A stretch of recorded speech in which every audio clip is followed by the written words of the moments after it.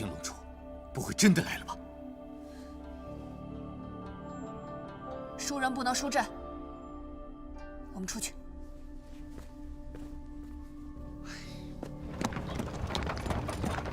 撤！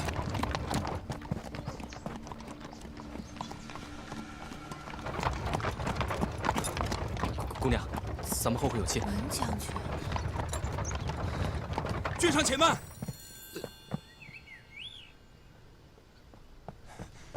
属下参见君上。君上，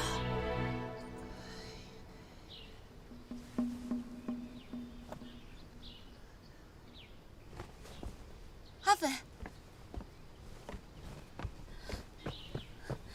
阿飞，你没事吧？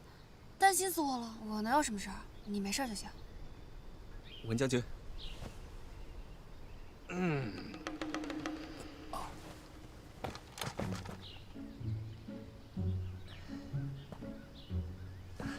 吴小姐，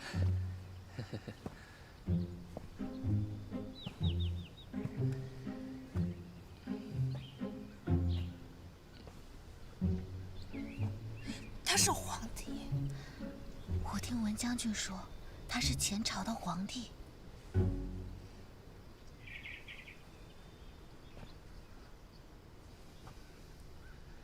这位是周姑娘吧？文将军，我爹他还好吗？啊，甘棠宫一切安好，就是十分惦记姑娘。当初文某断了姑娘一柄刀，姑娘不会记恨在心吧？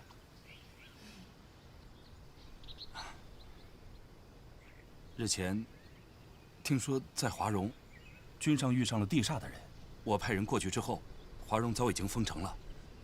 好在你平平安安的。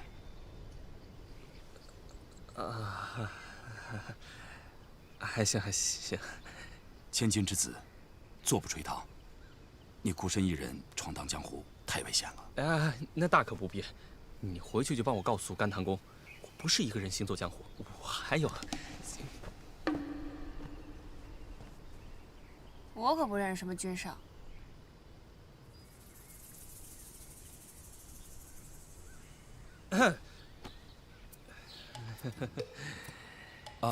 周姑娘，吴小姐念叨你一路，你们两个好久没见了，叙叙旧。一会儿我给你准备车马，把你送回山寨。不行，我们招惹了青龙主的人，如果我们走了，可能会牵连一整个客舍的人。四象山的魔头也来了。是啊，我刚才是灭了青龙香，折了青龙旗，怕是不能善了。这文将军来的正好啊。君上，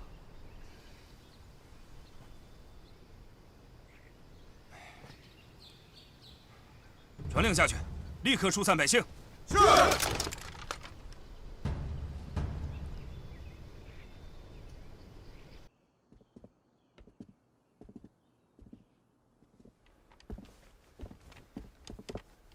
君上，客人都已经疏散完了，你跟我回去吧，恐怕青龙主一会儿就到了。青龙主这祸事是我惹出来的，只要这客舍里还有一个人，我就不能走。这……哦，对了，子琛现在何处啊？啊，已经在回健康的路上了。这次多亏君上在华容之时运筹帷幄，要不然这个事情不好收拾。正好遇上，顺手罢了。请君上务必跟我回去。哎，文将军，你就不能当没见过我吗？属下不敢。君上，这次这么多双眼睛都看到了君上，君上就不要再为难属下了。你这里3层外3层，防贼似的围着我，我想让你为难，我有这个本事吗？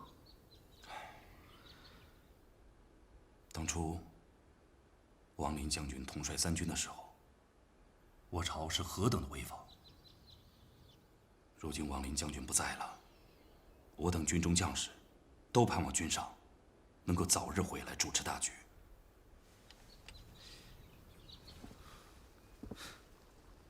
你说的这些，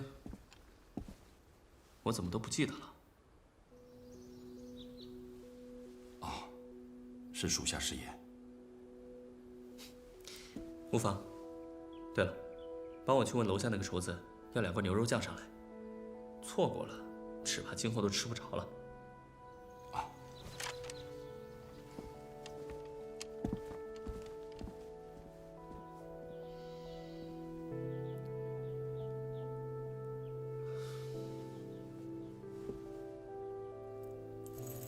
这个锁终于能还给你了。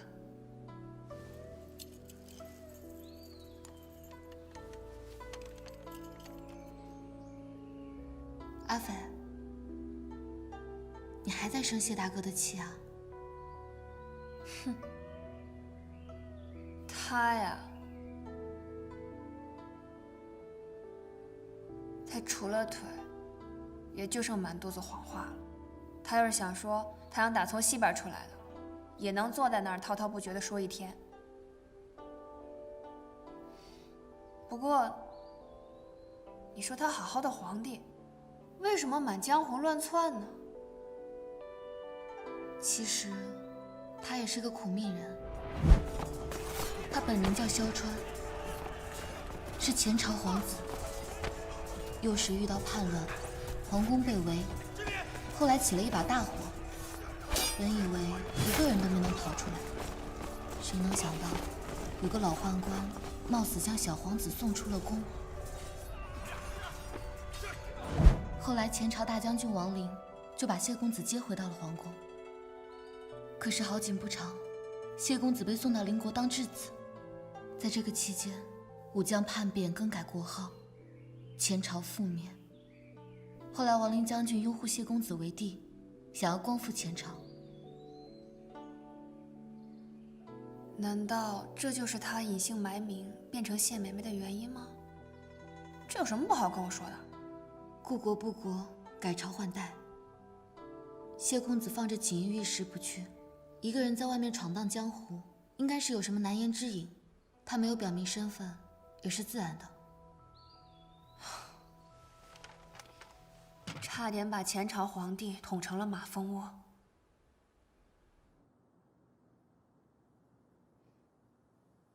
管他呢，是不是皇帝跟我又有什么关系呢？在我眼里，她就是那个满嘴跑马、一身霉运的谢梅梅。哎，对了，你跟我说你过来的时候，48寨的暗桩有给你送来一封我娘的手信。是，在我这儿。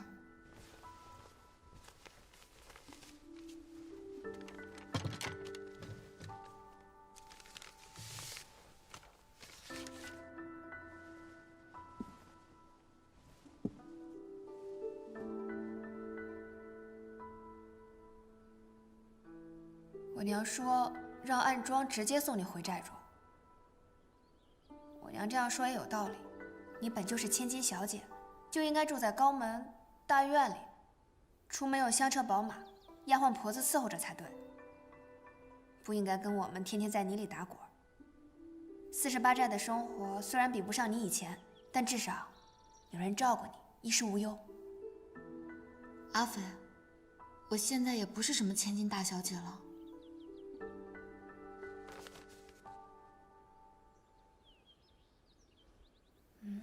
奇怪，为什么我娘信里只提到你，没提到你弟弟啊？按理说，他要是知道华容发生的事，不应该这么平静。除非这个信是假的，送信的暗桩有问题。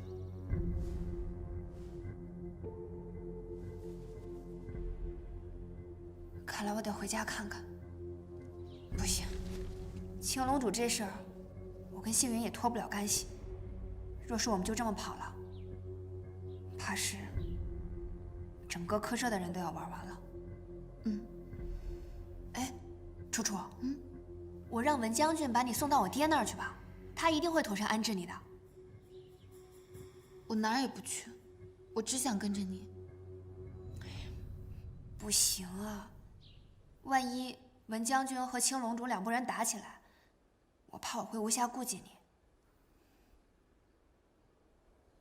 怪只怪我能力不够大吧。要是我能像我外翁一样就好了。啊，阿飞，阿飞，我现在谁也不信，我只信你。再说了，我也不是什么物件，你别把我来回托付了。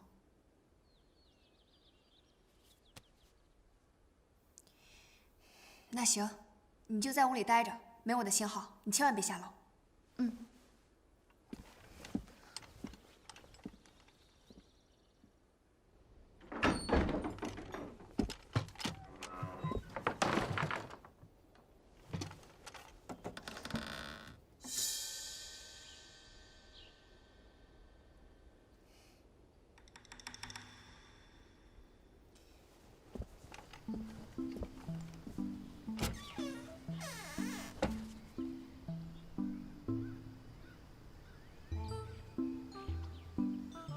哎，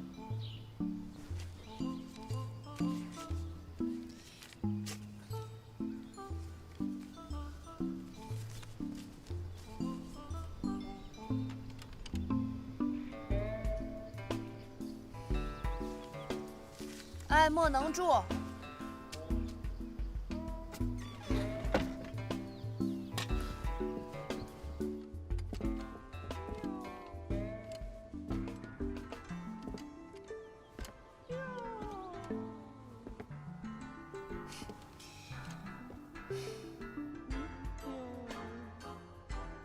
皇帝陛下，你搞什么鬼？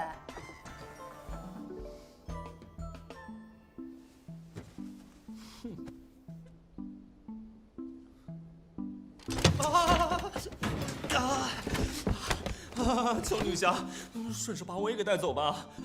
累赘一个也是带，两个不嫌多。更何况我出了事儿，我腿长自己能跑，绝不给你找麻烦。你都听到了？千真万确都听到了。女侠不生我的气了吧？嗯。从此大路朝天，各走半边。生你气做什么？女侠，那我求你，把我从这个坑里面救出去吧！我求你，这大恩大德，我来世做牛做马。阿飞，我一开始还在想，你这五湖四海的乱窜，当真是为了行侠仗义吗？现在看来，你不过跟李胜是一路货色，四处招摇撞骗，还离家不归。处理完这里的事儿，我就要回去了。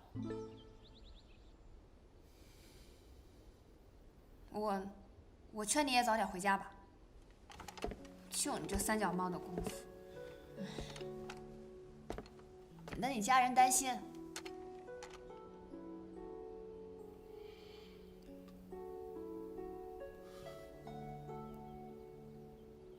我也想回家呀，我也想有个家人能够盼着我回去。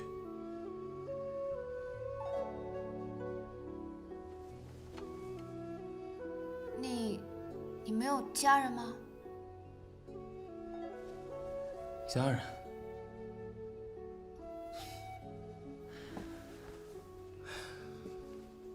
要说是亲戚，萧家那边可能还有不少，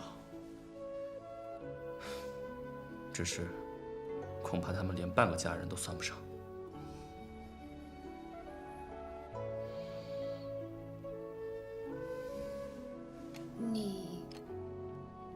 你不是还有一个义弟吗？子琛？嗯，是啊，我看着他长大，他对我也素来亲厚。他虽然是当朝的三皇子，我们的身份有差别，但是还好有他在。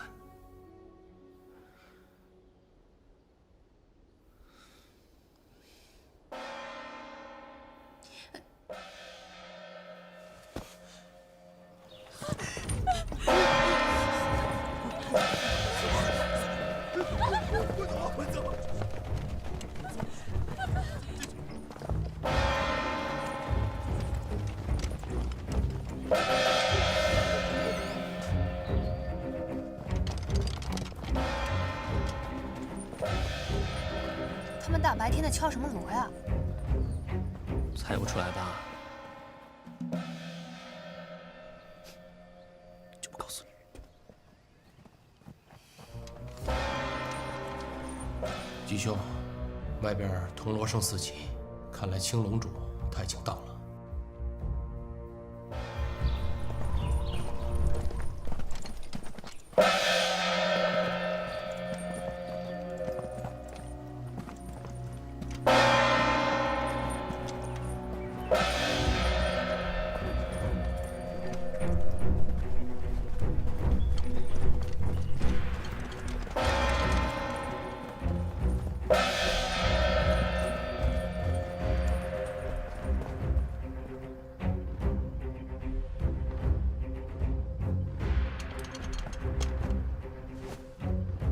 我家将军问青龙主安好，不知青龙主此番前来，有何贵干？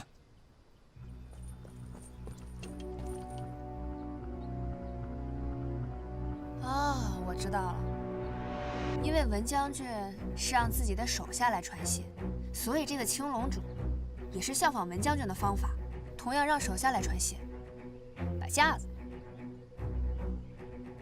不错呀，猜出来了呀，果然有慧根了。哼。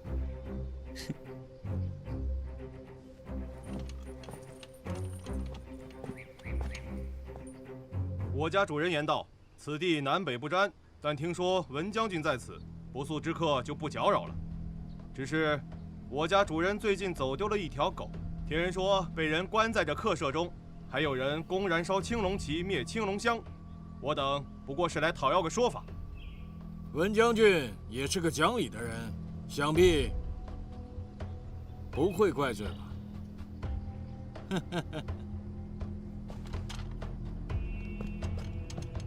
你说是青龙主厉害，还是沈天寿厉害，还是段九娘？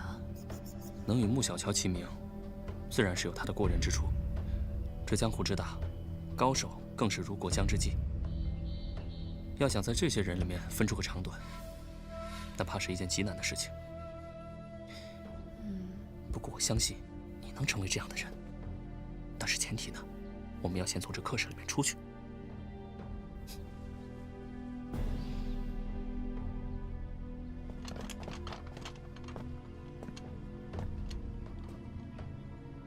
不是文某不讲道理，只是这三春客舍中住了一位贵人，此处实在不宜各位久留。我们明天一早便走，青龙主不妨多等一晚。到了明日，你们有怨报怨，有仇报仇，文某人绝不打扰。我们江湖中人，本也不愿和将军为敌。好，还请文将军也稍安勿躁，我们就在客舍外等，等文将军明日一走，我们再来。撤。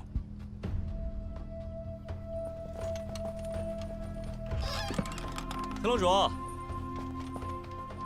你这青龙旗是我毁的，青龙香也是我灭的。冤有头债有主，把客舍里的人放了，冲我来！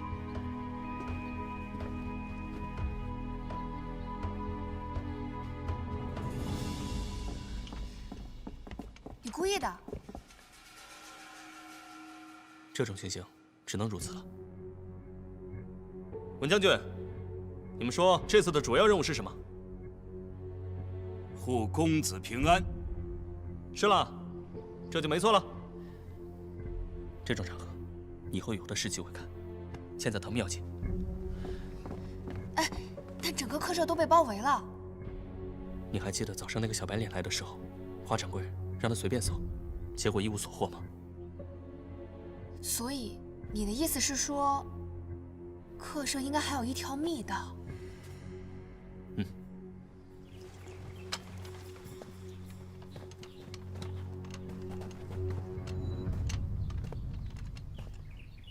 怎么，文将军？难道这不知天高地厚的臭小子，就是将军的主子？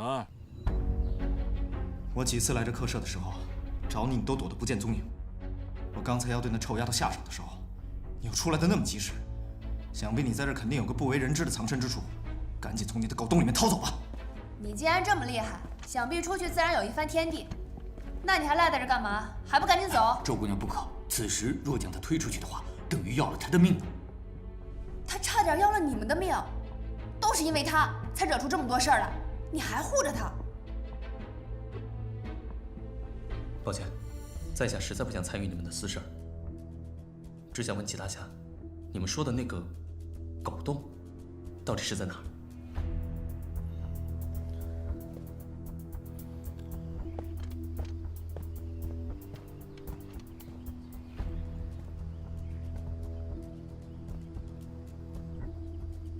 怎么，你要进去？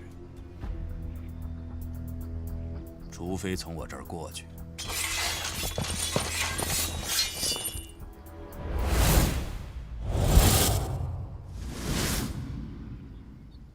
只要诸位不伤了他，我愿意带各位去。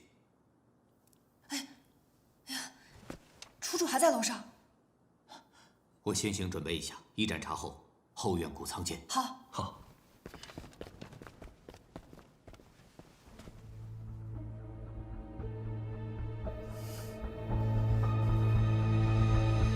今日若真的打起来，文将军，恐怕胜负也难分吧。青龙主所言极是。如果青龙主能给我们家公子一个面子，放了这儿的百姓，文某必定备一份厚礼，登门道谢。好，今日我就卖文将军一个面子。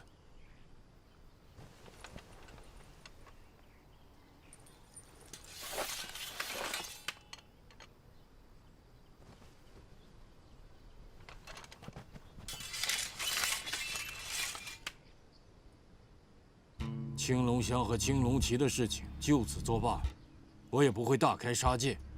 但是，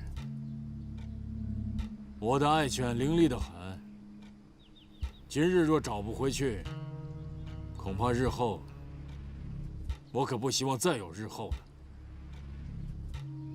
所以今日我一定要进客舍搜一搜。这件事情和你家主人毫无瓜葛，文将军。这个面子你不会不给吧？青龙主，请。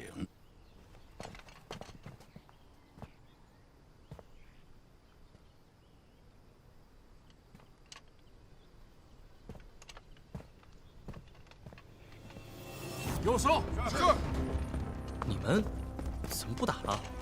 公子，这个事儿就这样了，别让下属为难。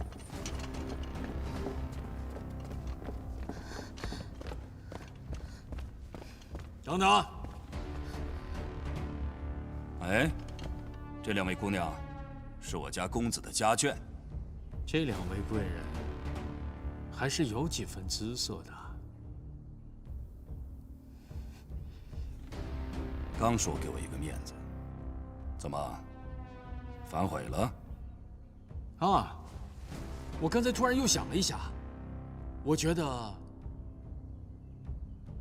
还是打一架比较爽。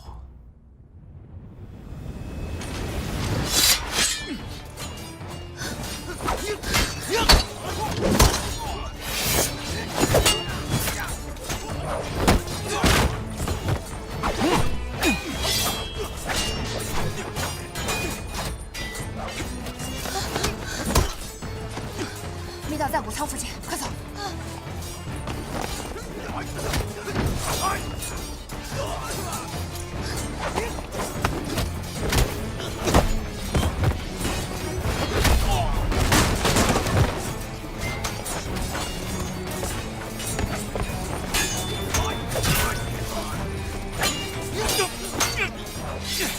真是后生可畏，周先生见了一定很欣慰。阿飞，别逞英雄了，去找几大侠。怪个小美人私奔了。哎，打皇帝犯法吗？这打谁也不对啊！殴打庶民、殴打皇帝，同罪。那就好。哦，分寸呢？啊？你真是皇帝吗？他们是不是认错人了？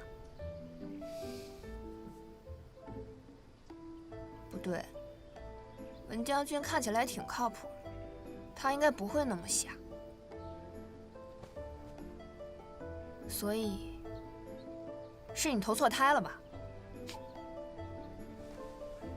不错，生我者父母，知我者阿飞，这都被你看出来了。哎呦，真是越来越喜欢你了。文将军今日若是为你打架受了伤，那可就亏大了。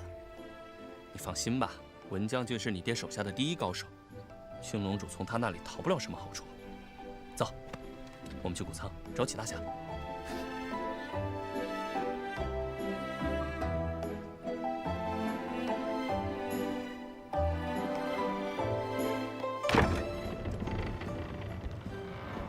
哎，楚楚人呢？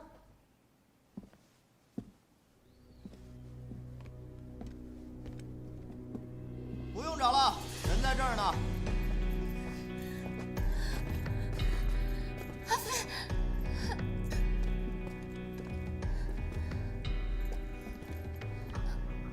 虽然我武功稀松，比不上你们这些南刀北刀了不起的大人物，可是我想，我要掐死这么一位姑娘，应该是不成问题吧？你就这点本事啊？把你的狗爪子拿开！他要是少一根头发，我不会放过你。哎，这姑娘怎么比你漂亮那么多呀？女孩子嘛，就要这样细细软软的才比较好。像你这样打打杀杀，小心长一脸的皱纹。哦，对了，我都忘记了，像你这样打打杀杀的，估计都活不到长皱纹的年纪。再说了，你看我像是怕死的人吗？他配。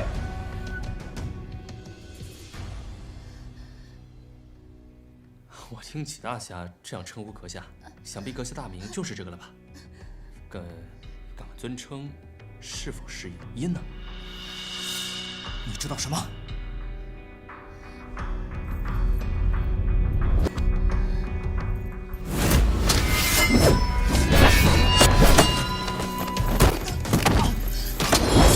周姑娘，刀下留人。我没想到她竟然学了青龙主的医学之法，是我失察，实在抱歉。哼，难不成你以为我加入四象山只是个幌子吗？怪不得小白脸说话藏头露尾，闹了半天是在鬼话连篇，等着没人的时候好杀人逃命。周姑娘，还是饶他一命吧，看在李老寨主的面子上。你提我外翁做什么？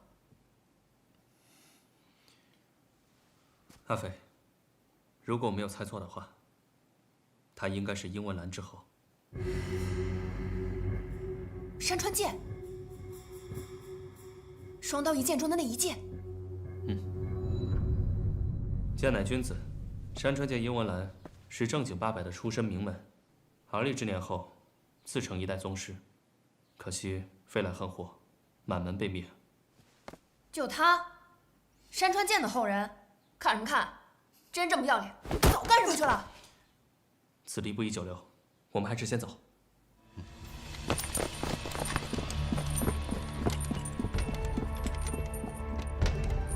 报告主任，我们找遍了客舍的上下两层，没有发现他的踪迹。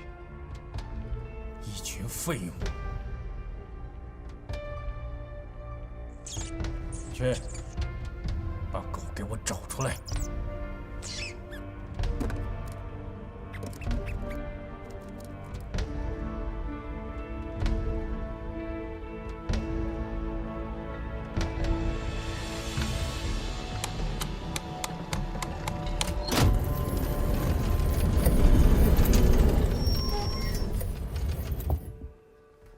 堂堂北刀，在名不见经传的一个客舍里面当厨子，还惶惶不可终日，非得发个什么地道，真是不能够理解。人不当，非得要当鼠。那你呢？人不当，非要当狗。你懂个屁！我是人，自然不懂。让你跟着走就不错，乱叫我什么？小心我揍你啊！哎，诸位，这条地道是为了我和我那未过门的妻子修的。我们两个想隐退江湖，隐匿于此，怕仇家来寻衅，所以特意挖了这条地道。哎，与己兄无关啊。周姑娘、谢公子、吴小姐3位，请先走一步，快！你先走。好。华掌柜，你这个手还能行吗？没关系。那就多谢华掌柜，先走一步了。请，阿飞，走。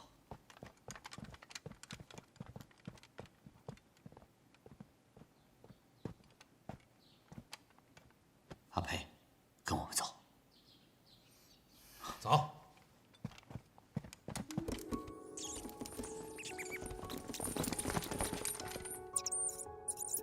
看来他们是在这边啊，给我追！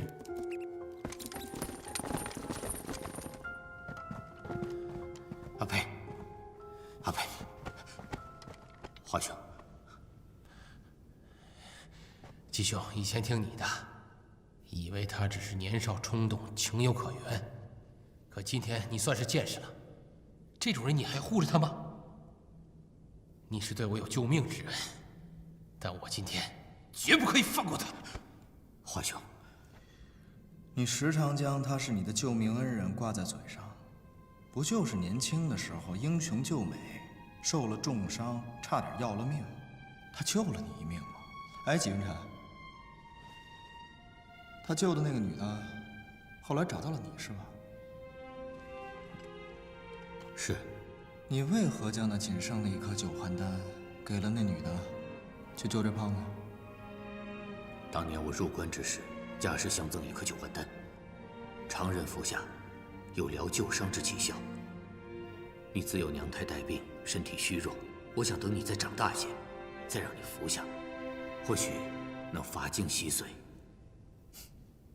可是没想到，东窗事发，我知道了你的那件丑事，我怎么可能去吃你那颗九环丹？是，我酒后失言。纪云辰，你都不仔细想想，是谁把你灌多了？是谁从你嘴里套出来的话？是谁安排我在现场的吗？你闭嘴！那个女的看似单纯，其实城府极深。她做的这一切都是为了做一个圈套，让我跟你反目成仇，为的就是要那颗九环丹去救这胖子的性命。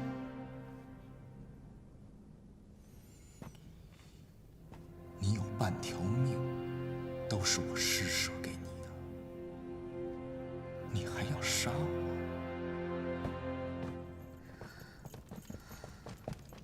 怎么有2条路啊？他们呢？他们都有各自的江湖恩怨，我们还是别插手吧。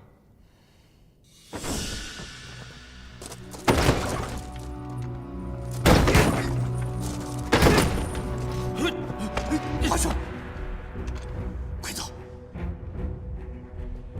季兄，我的命都是你给的，既然你那么想护着他，好自为之吧。多保重。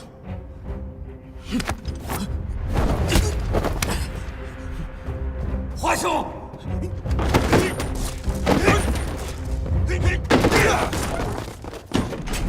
当年修这个地道的时候，我留了一个机关，没想到今天真的用上了。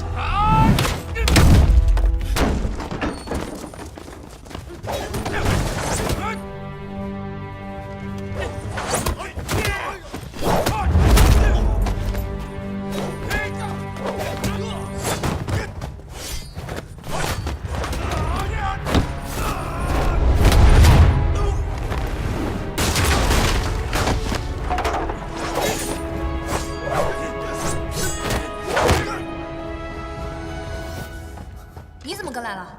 这密道是你家建的？不要脸！你，周姑娘，花掌柜呢？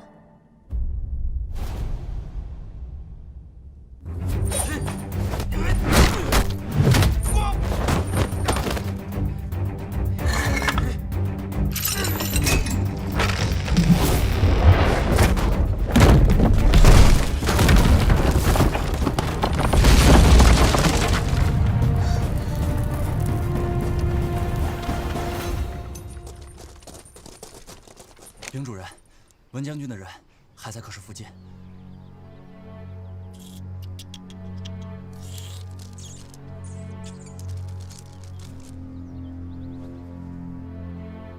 小宝贝儿，等文将军走了之后，你一定帮我好好的找一下我的一条狗。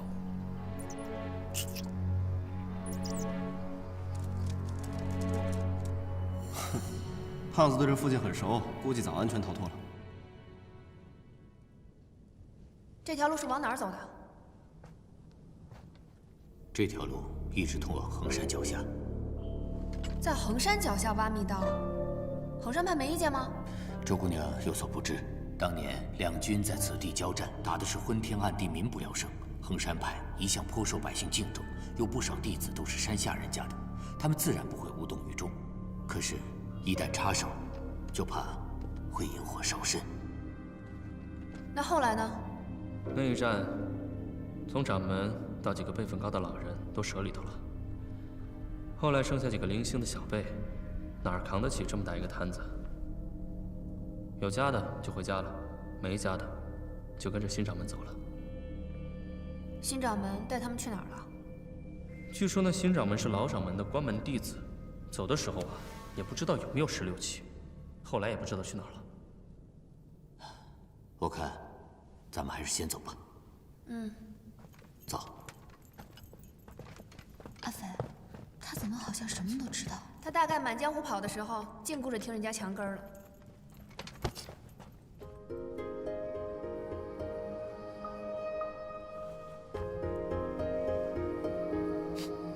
撞到鼻子了。哎呦，眼泪都出来了。快看看，阿飞，有没有鼻血流出来？你没事吧？啊，没什么。你干什么？有虫子，你信吗？让开，恶心！哦，踩我脚！我们先在这里休息一下，等到青龙主与官兵都走了，我们再出去，这样也好脱身。脱身？你们得罪了青龙主，想脱身？别做梦了！你要是得罪了青龙主，他追到天涯海角都得杀了你。现在你见这么个粗制滥造的地道就想躲过他，太可笑了。他不是你主人吗？他不救你吗？哼，倘若他要追上来的话，杀的第一个人就是我。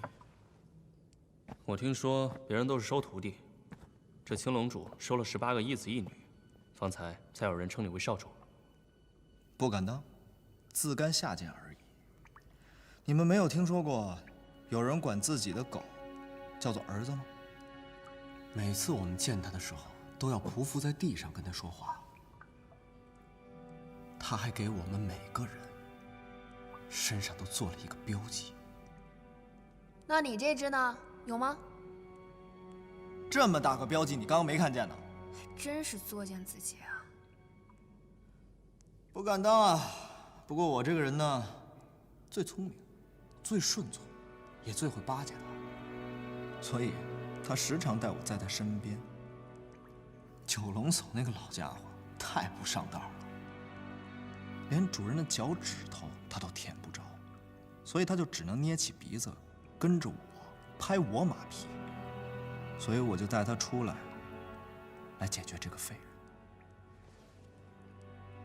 人。按说呢，他老人家也费不了多大的功夫，不过没想到，北刀就是北刀啊，身边人才济济，哼，厉害。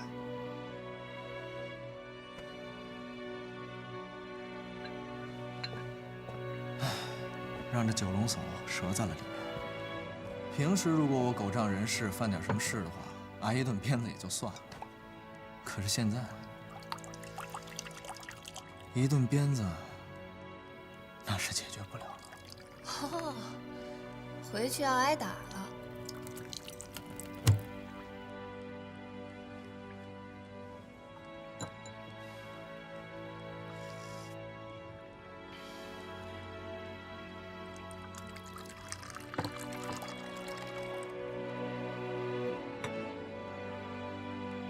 当年南北双刀并称双绝，南刀李征在湖湘，北刀关风在关外。李老寨主交友极广，后来扛起了48寨的大旗之后，更是举世闻名。相比而言，关风关老前辈就没有那么爱问事了。他比李老寨主还要年长10来岁，早年间还有一些传闻，但是自从那次武将叛乱后，他便没有入过关。逐渐就成了个传说。我倒是听我娘提过一点双刀的事。南刀极凛冽，有北风卷雪之势，而北刀似水，人称断水缠丝。原来北刀这么厉害。他不仅刀法厉害，卑鄙无耻起来更厉害。我年少时道法出城，拜别恩师，执意要入关。师父也曾劝过我，但是我却认为是师父胆子小，老了。我不听，师父竟劝不住我。临别之时，他耳提面命，令我凡事三思而后行。他说：“徒儿啊，你手中之刀，就譬如农人手中的锄头，账房手里的算盘。锄头与算盘都是做事用的，不是做人用的。千万不可本末倒置。”刀怎么能跟锄头算盘一样呢？那个时候我也不明白，自然便不听。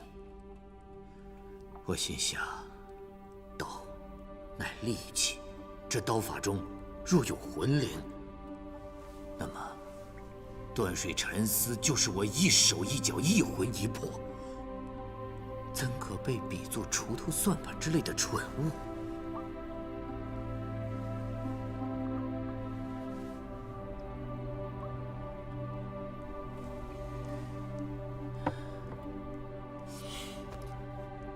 入关之后，果然，凭我手里这把刀，我纵横天下，很快便闯出了一些虚名。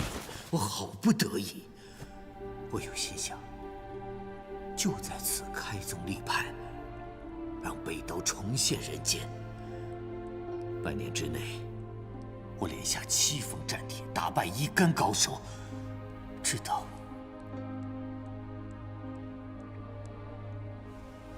那北刀纪云辰刚入关，就连挑7名高手，至今尚无败绩，属实厉害啊！那是因为他没有碰到殷大侠，你知道吗？他师父关风当年之所以龟缩关外，几十年不踏入中原半步，正是因为败给了山川剑殷文兰。可见断水缠丝不过2流，竟也好意思同破雪刀并称南北双刀。哼，江湖传言，我看也是。燕大侠今后打算去向何处啊？还没有做打算。客官请慢用。来，请。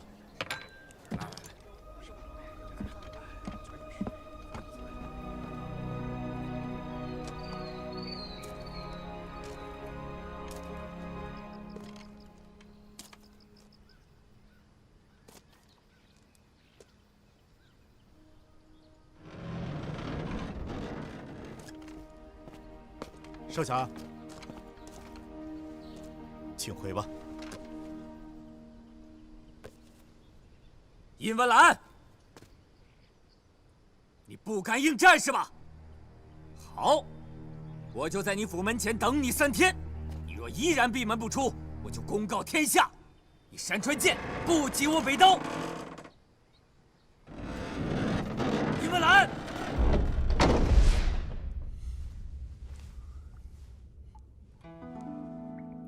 我娘跟我差不多年纪的时候，就敢闯入地煞山庄，和段九娘以2人之力抵抗3大地煞高手。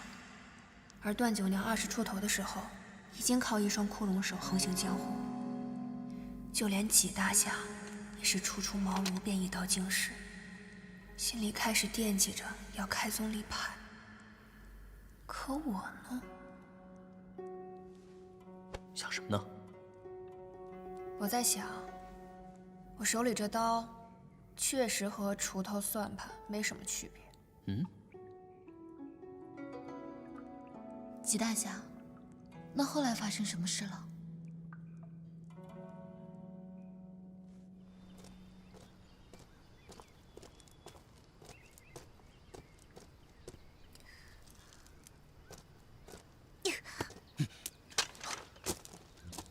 你在这儿干啥？哪儿来的野小子？走开！我可不是野小子，我可是山川剑殷文兰的儿子呢。你是殷文兰的儿子？那正好，进去，把你爹给我叫出来。不去。为什么？我是偷跑出来的，他们叫我读书，我不想读书。那你想干什么？玩儿。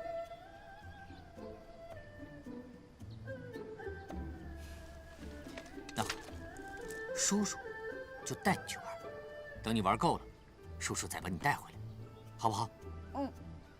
悄悄的，谁也不能让知道。走。话说，这关峰一柄长刀直取殷大侠，俩人大战了300回合。列位，这300回合那是什么概念啊？那是打得天昏地暗，地动山摇，日月无光啊！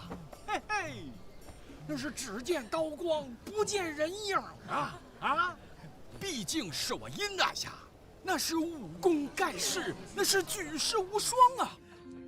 一把山川剑，打得北刀丢盔弃甲，满地找牙呀！嘿，叔叔，北刀是谁啊？竟然被我爹打得满地找牙，我真想见见我父亲的手下败将。列位，关峰这厮，哪怕是一听到我这殷大侠的威名，干嘛？真是下来！你干嘛呀？我还要听书呢。躲在被窝里。若不是听那些叔叔卖唱的伶人编的段子，我也不会一时冲动。一时冲动，所以你就扣下了他的孩子，逼着他前来应战。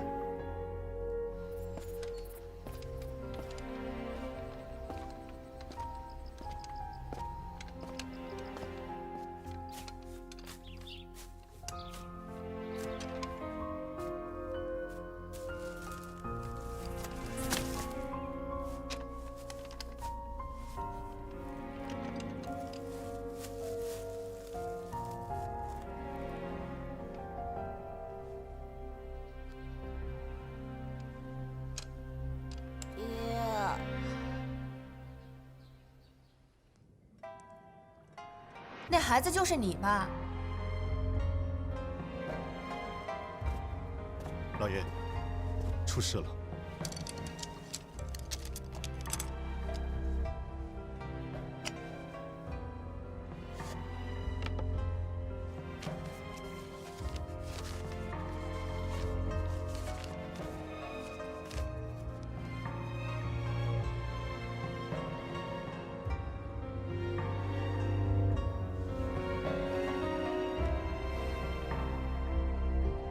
去把剑给我拿来。是。我爹，就算是带伤应战，也能打得你屁滚尿流。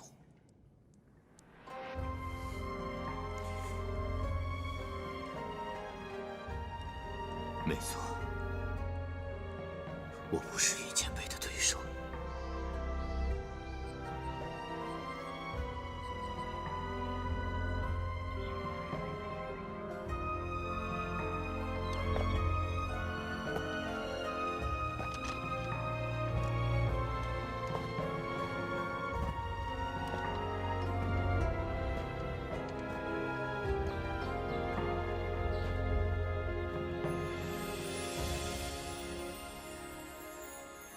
纪少侠，你为逼我应战，竟不惜出此下策，绑架我儿。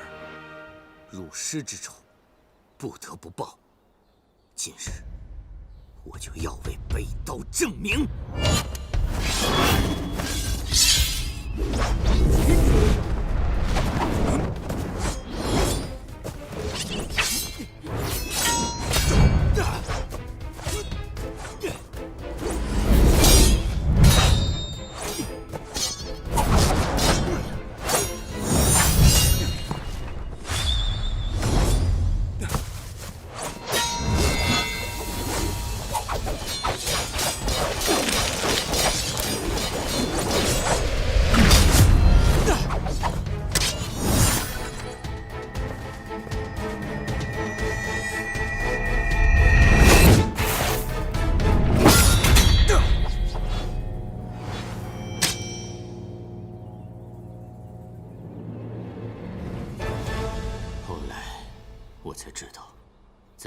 挑衅之前，殷前辈刚刚打发过地煞，他身上本就带着伤，又在我的逼迫之下，无奈带伤前来。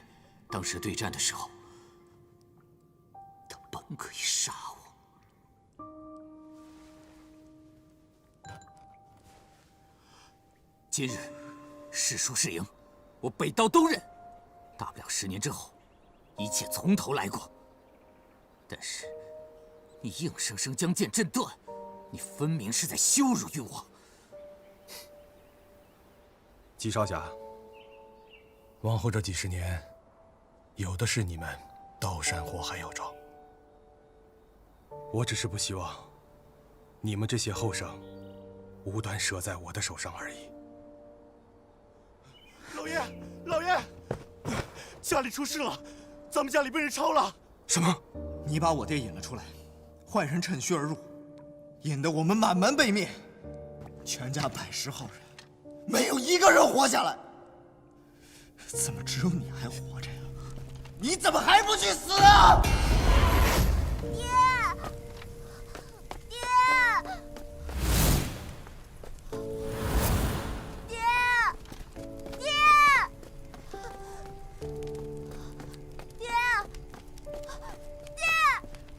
爹，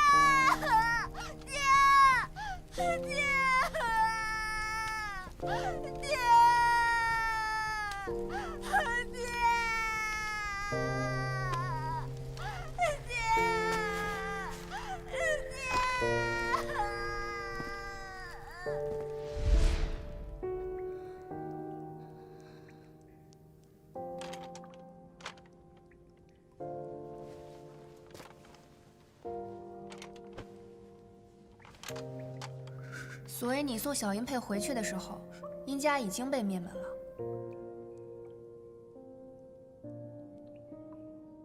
这么小，就要看到自己的家人们死在面前，这心灵得受多大的伤啊！纪前辈，言语好似飞沫，有忠言如良药的，也有见血封喉、勾魂乱魄。出的人口入了你耳，一旦你往心里去了，便是在无形中被人摆布了。人心险恶，譬如九幽深谷，别人心机千重，算你一片赤诚。你当时年纪又轻，一时冲动上了当，本不必太自责。你懂什么？你懂满门被灭是什么样的滋味吗？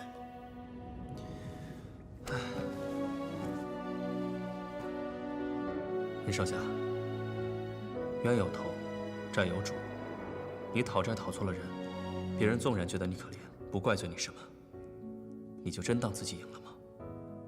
那真正的始作俑者，岂不是要笑你傻？谢公子，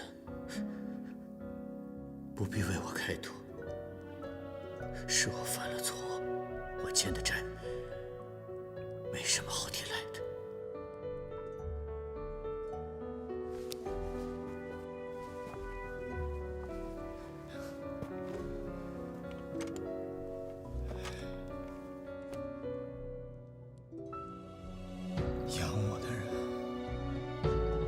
就是间接害死我全家的人。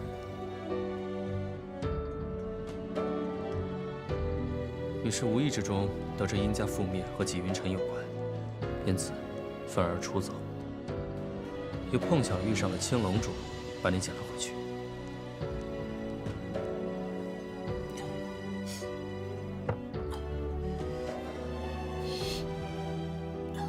诸位，时间差不多了，我送你们出去吧。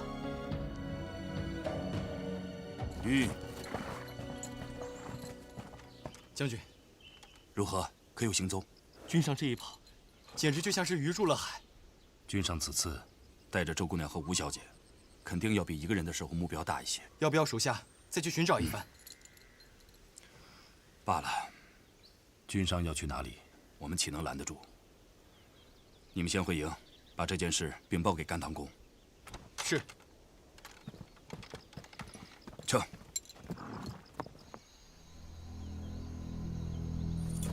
丁主任，那文将军似乎已经出了城，往南去了。很好。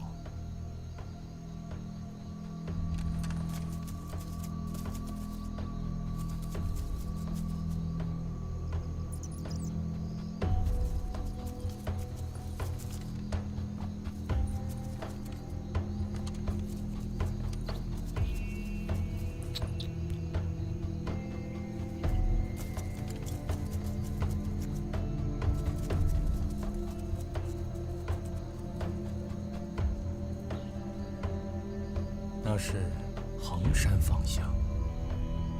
走。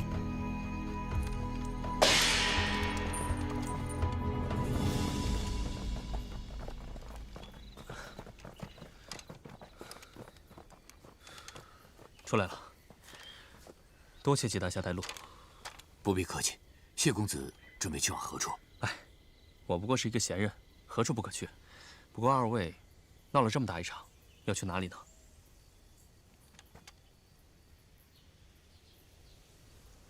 你们要是有意，都可以跟我回48寨。你这是在邀请我吗？是啊，你去不去？倒是那小白脸有点问题，带着麻烦，弄死也不成。难不成就地放生吗？我呸！哎，你仗着你是南刀的后人，你就这么大言不惭啊？要是没你外祖父，你连狗屁都不是。你们南刀北刀加起来，是我山川剑的对手吗？哎，少说两句。来啊，让我看看你嘴里的山川剑。行啊，来啊，来啊！阿飞，别跟他一般见识。你放心吧，他呀，怕是连山川剑的一招半式也使不出来。我呢，虽然不如我娘和外祖父，但至少我不会卖祖求荣，给别人当狗。臭丫头，你要是再这么猖狂，信不信我撕烂了你？青龙主来了。你不说那文将军靠谱吗？怎么那帮敲锣打鼓的这么快就追来了？嗨，他打一半发现人没了，肯定就没心思跟这些邪门歪道打了，自然就匆匆离去了。你踩我干什么？关我什么事儿啊？看那样子就来气。当务之急，赶紧跟我走吧。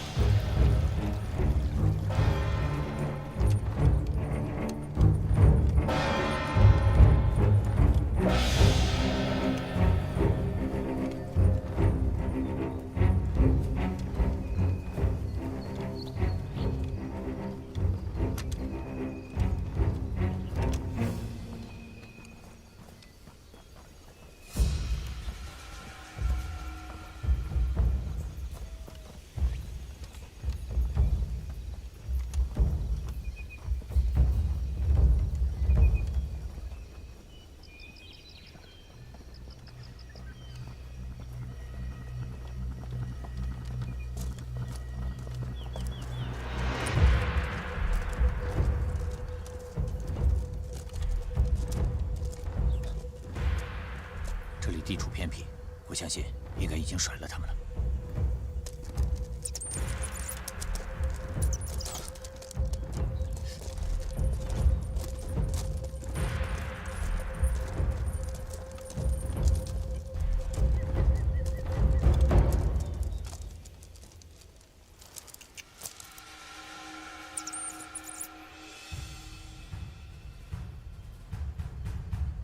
项圈都没摘得高，别人是抱不走的。什么意思？我们每日服食一种丹药，身上有味儿，人是闻不到的，只有他手里那只寻香鼠才能闻得出来。就算我跑到天涯海角，他都能找得到。你有话不早说，非得这时候才说。既然你不及时说，那你就闭嘴吧。把我们家的狗还给我，本座赏你们一个全尸。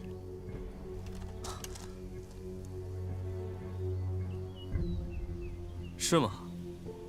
本王活了这么久，还是头一回听说有人要赏我一个全尸。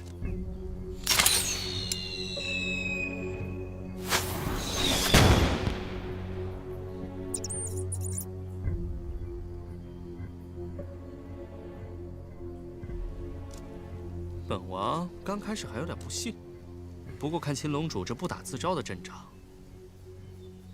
看来那件事儿是真的。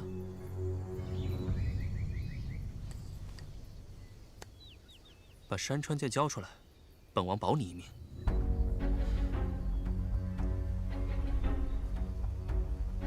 你说你一个青龙主座下的狗，死也变死了，丢也变丢了。青龙主为何追了你这么久？这是青龙主的作风吗？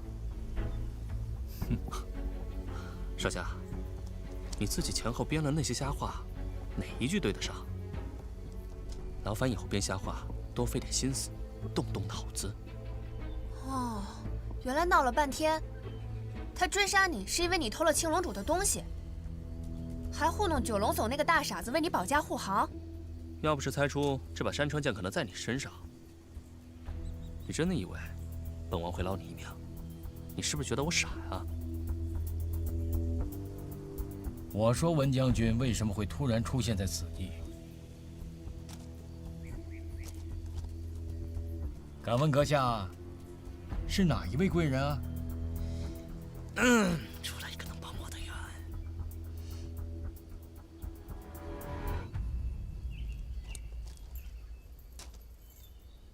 我家君上乃是皇室血脉，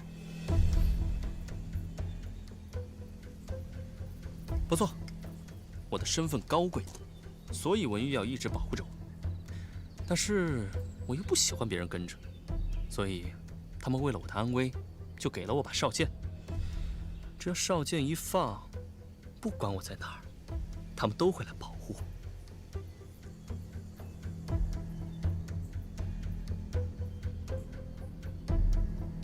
青龙主，这东西是不是你的，你心知肚明。世上只有苦主讨自己东西的道理，其他人都名不正言不顺。如今那个苦主的骨头渣子都烂没了，你我抢着山川剑，都只能算是贼。像青龙主这样的前辈，想必是做不出这种贼喊捉贼的龌龊事儿吧？哼。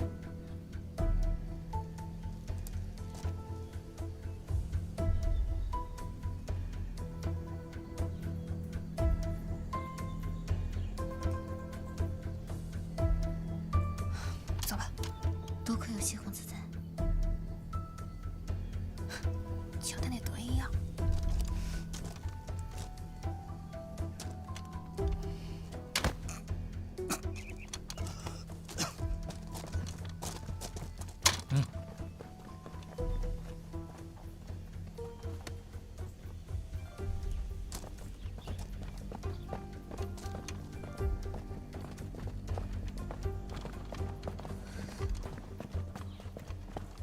这般可行？那也只能试试了。刚才看到他的腿了吗？他是不是受伤了？应该是跟文玉将军对战的时候伤了腿。若非如此，我哪敢赌这一把？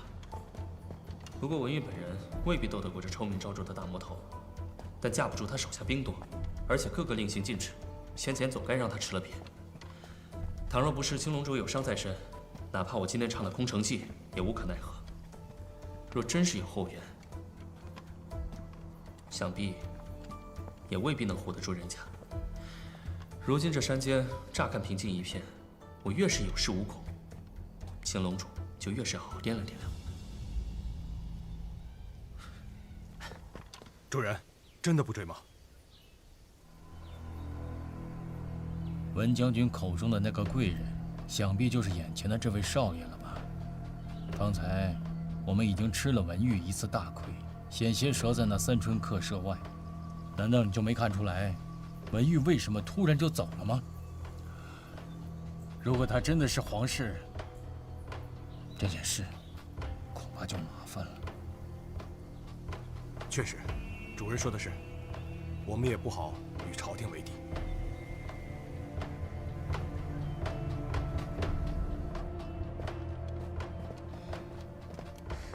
这丘龙主会跟来吗？你猜？现在这么严肃，你还能开玩笑？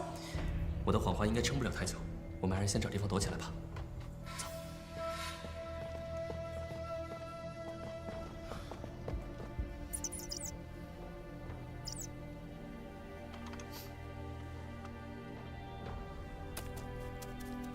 寻香鼠生性敏感，如果遇到人多的地方，一定会东躲西藏。你们再看，刚才寻香鼠顺着山路放心大胆往上跑的样子，只能说明一个问题：这个地方根本没有人。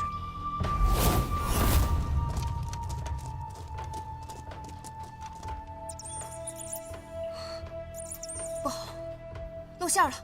快跑！走。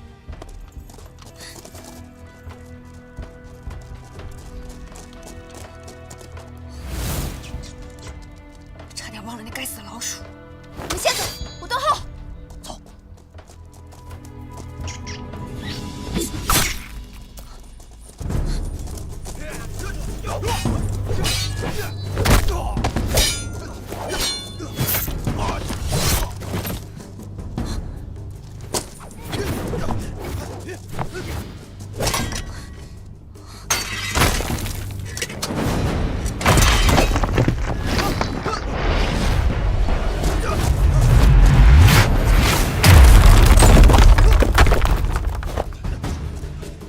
给我追！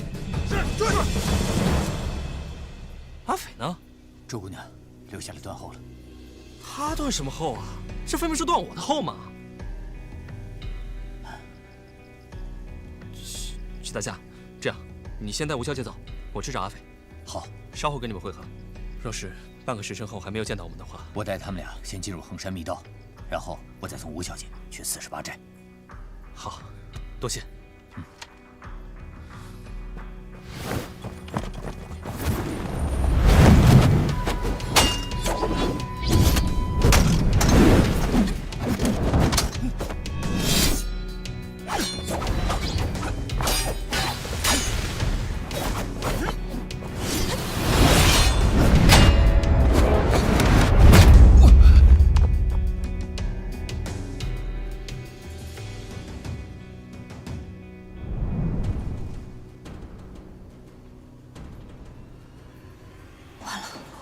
我的丹田气海已经被那几刀抽空了，这会儿随便有人扑过来给我一下，我大概连刀都举不起来。罢了，也只能学谢云那厮唬唬人了。四象山是吧？我看你这水平，还不如穆小乔呢。你们到底是什么人？你猜？我猜你这个臭丫头是想找死！哼！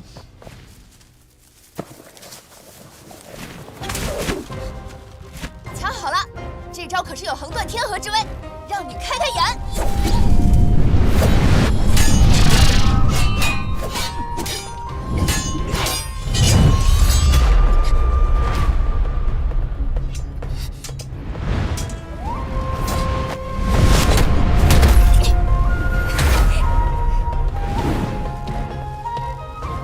给我追！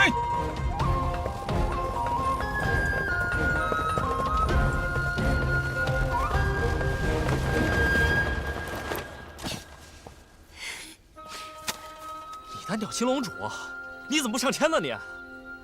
你不是把我拽上来了吗？要不是老人家那一掌，就你这点力气，顶多拽来试。哈，我还得谢谢他是不是？我觉得我武艺精进了不少。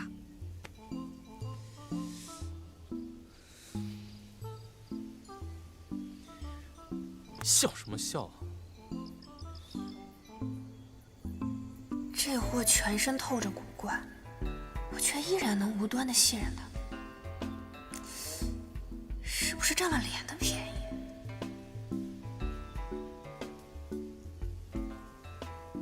你是要造反吗？造反前，先逃命要紧。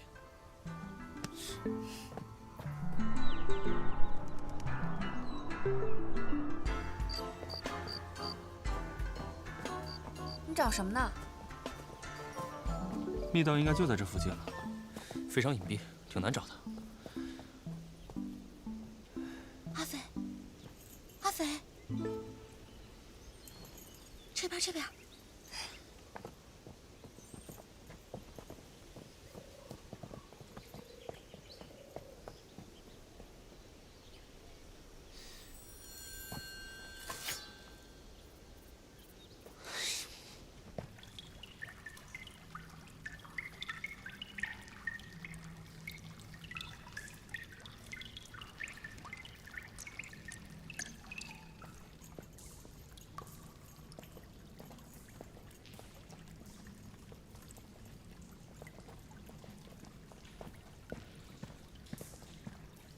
好汉真牛啊！哎，刀呢？啊？要你管？手无寸铁还敢跟青龙主继续纠缠，你可……哎，虽然不是刀，但是我也没别的了，凑合用吧。你哪来这玩意儿？拿来壮胆吗？我刚才捡的。不是我说你自己私下里挤兑自己人，怎么这么机灵啊？哎，这位英雄，咱能不能别以后一到关键时刻就想着动手解决一切啊？阿飞，你们别争了。你以后可不可以别这么莽撞啦？啊，我们都很担心你的。他不好好的吗？我不是也好好的吗？啊，是你人是好好的，但就是啊，每次都要赔上一把刀。哎，等我回去啊，准给你做一个特制的杯下，7、8个插口，插满排一圈。等你出了门呢，插上个7、8把大砍刀，准跟开瓶似的，又好看又方便，省得你不够用。你回哪儿去啊？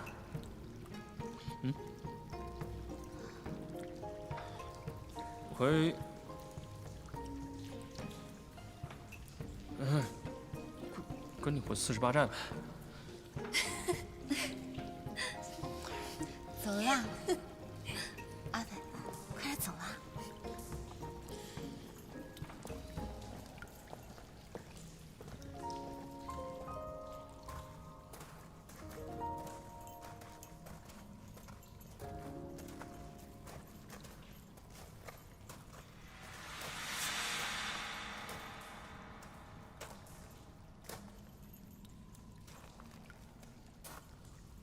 确实是有打斗的痕迹。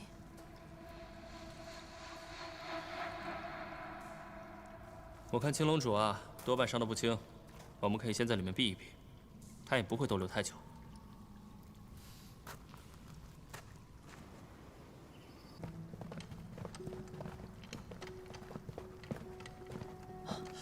周姑娘、齐大侠、吴姑娘，还有萧……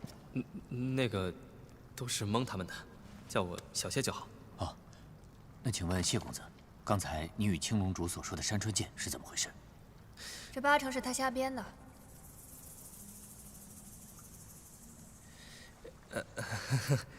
抱歉，那个确实是我瞎编的。不过我也听到过一些传闻，但是不知道真假。什么事？当年据说南刀被地煞追杀时，一路且战且退，几度怀疑自己跑不了的时候，做了一件很奇怪的事情，就是把自己的兵刃毁了。真有这事儿吗？我怎么没听我爹说过呢？这件事情我也是百思不得其解。哎，你们想，倘若是一个人在被追杀的时候，不想着怎么脱身，反而是会毁掉自己的兵刃吗？那自然不会。后来将会有一些好事者编了一些捕风捉影的传说，说是有一种邪功，只要能拿到传说中武林名门的随身兵刃，便能获得他生前的成名绝技。这一看就是胡说八道，煞有介事的胡扯。可这齐大侠是个老实人，他应该相信了。齐大侠，你不必看我，我也就只是听说，但是我研究这些特意去学了打铁铸剑。怎么会有这种事情？分明是无稽之谈。谢公子，你是要告诉我，当年青龙主算计殷前辈，就是因为听信了这种鬼话？这个，你恐怕就要去问殷公子了。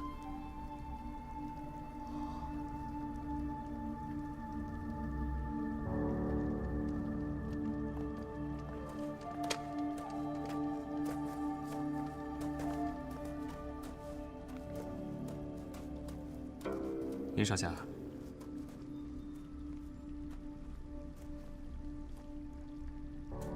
你现在可以说一说青龙主为什么一定要抓你回去了吧？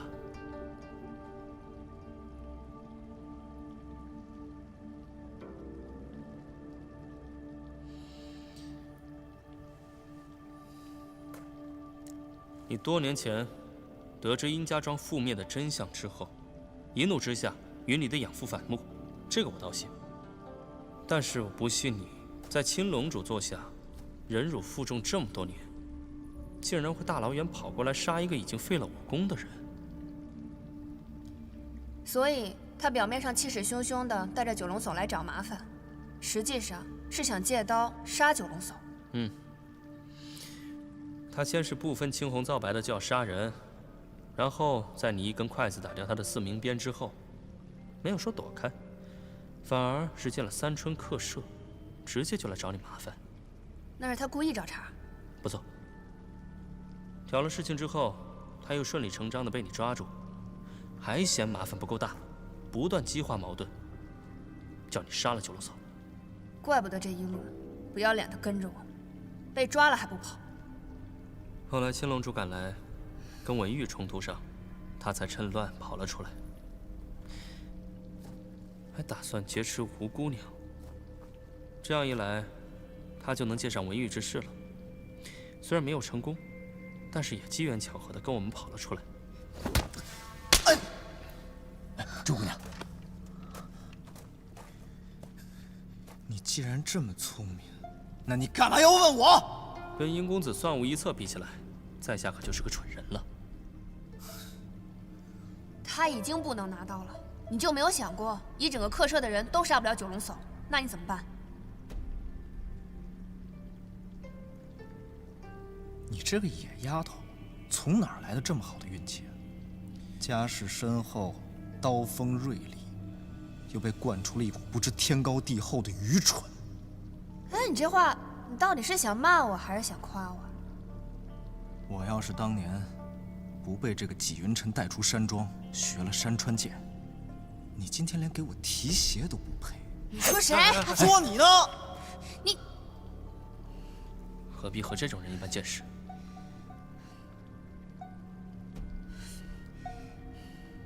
是，也不会怎么样，大不了就是纪云晨跟一个客车的倒霉蛋儿都死在九龙所手里罢了，又关我们什么事？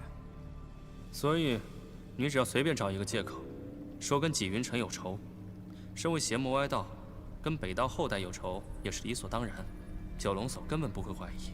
倘若纪云晨就此折了，那九龙叟也只会沾沾自喜，因为他根本没有想到你姓殷，更不会想到你这次逃出来，根本就没有打算回去。